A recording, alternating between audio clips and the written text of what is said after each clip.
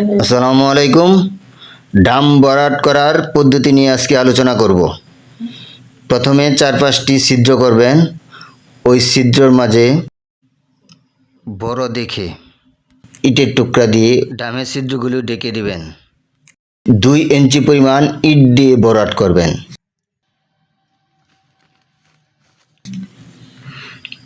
এরপর বালি দিবেন 1 থেকে 1.5 ইঞ্চি দিয়ে সমান করে দিবেন।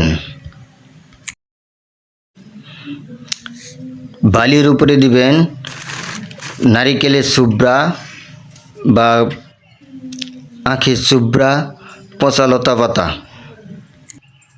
কম্পোস্ট, মাটি মিশ্রিত মাটি দিয়ে ভরাট করতে হবে। তারপর কম্পোস্ট, পচা গোবর, মাটি মিশ্রণ করে ডামটি পর্যায়ক্রমে ভরবেন।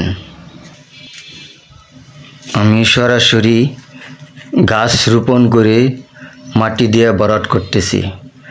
এই নিয়মে আপনারা ছাদ বাগানে ডামের মাঝে গাছ রোপণ করতে পারেন এবং ছাদকে সবুজ শ্যামল করতে পারেন। ছাদ বাগানের অর্গানিক ফল এবং শাক সবজি উৎপাদন করতে পারেন।